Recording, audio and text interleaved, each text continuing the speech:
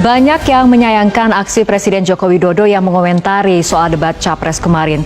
Selain itu, Presiden juga mengusulkan format debat Capres-Cawapres 2024 diubah.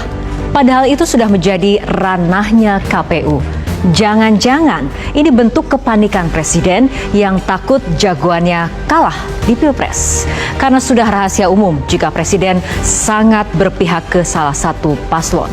Inilah yang akan kami sajikan dalam editorial malam hari ini, Presiden Rasa Tim Sukses. Presiden Rasa Tim Sukses. Presiden Joko Widodo kiranya galau betul menyaksikan debat calon presiden edisi kedua Minggu 7 Januari lalu.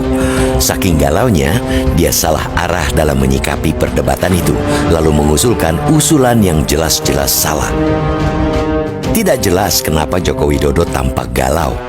Dia hanya menilai bahwa debat tersebut kurang menampilkan substansi dan visi para capres.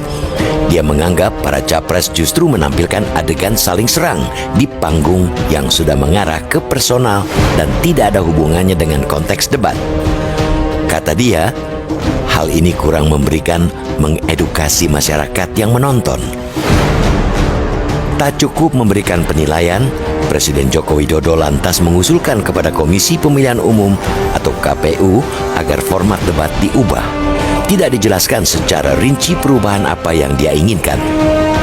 Format debat ialah domain KPU. Format juga tidak begitu saja berlaku di debat kedua capres, tetapi telah menjadi aturan main di dua debat sebelumnya, baik antar capres maupun antar cawapres. Jadi, tidak ada pembenaran secuil pun bagi Presiden mengusulkan perubahan format. Apalagi usulan itu baru dilontarkan setelah Capres Prabowo Subianto kedodoran menjadi bulan-bulanan serangan Anies Baswedan dan Ganjar Pranowo dalam perdebatan. Alasan bahwa debat mempertontonkan adegan saling serang secara pribadi mengada-ada. Debat kedua capres memang seru dan panas, tapi publik tahu semua masih berlangsung di koridor yang benar. Tidak ada tendensi pribadi dari Anies dan Ganjar saat menyerang Prabowo. Seluruh serangan diarahkan pada kebijakan, pada gagasan Prabowo yang kini menjabat sebagai Menteri Pertahanan. Benar bahwa Anies dan Ganjar ingin menjatuhkan Prabowo. Keduanya pun ingin saling menjatuhkan, dan itulah esensi debat. Yang penting, cara yang ditempuh benar, tidak menyentuh ranah personal, urusan pribadi, tidak menjebak, dan itulah yang ditunjukkan di panggung debat. Kalau memang Joko Widodo ingin debat lebih substantif, kenapa dia tidak mengusulkan perubahan format ketika anaknya, Gibran Rakabuming Raka, merusak etika perdebatan dalam debat cawapres? Kenapa Presiden seakan menganggap lumrah nafsu besar Gibran untuk menjatuhkan Muhaimin Iskandar dan Mahfud MD dengan mengajukan pertanyaan jebakan? Bagi Presiden, mengomentari perdebatan antar capres amatlah tak elok. Bagi seorang kepala negara, membela salah satu capres yang tidak mampu menjawab pertanyaan rivalnya sangatlah tidak patut.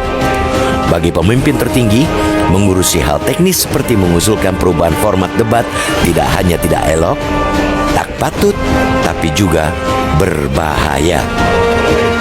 Kita apresiasi KPU yang menolak usulan Joko Widodo, mengomentari, membela kandidat, dan usul format segala macam adalah urusan publik, pengamat, atau tim sukses.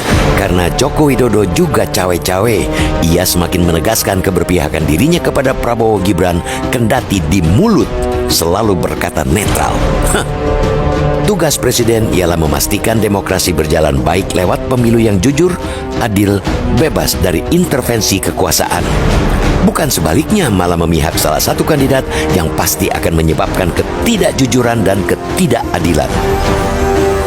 Kalau keberpihakan yang diinginkan, sekalian saja Pak Joko Widodo masuk tim sukses Prabowo Gibran sehingga bisa berkomentar, membela, dan mengusulkan hal-hal teknis perdebatan. Pak Presiden bahkan bisa duduk di deretan bangku pendukung lalu bersorak-sorak memberikan semangat saat debat. Jika itu adanya, kita jamin rakyat akan terhibur.